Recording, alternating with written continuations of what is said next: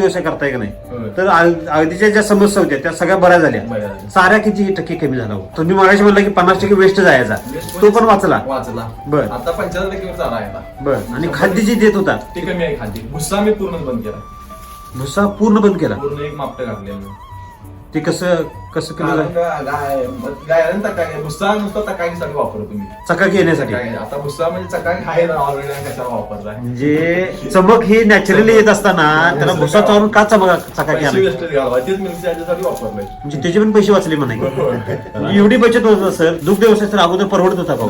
आता गाय नवीन घेणार मी आणि परत आणि गाय घेणार. ह्याच वैरण ठीक आहे दुसरी चालते आपल्याला. हा या वैरणीत अजून एक गाय चालते.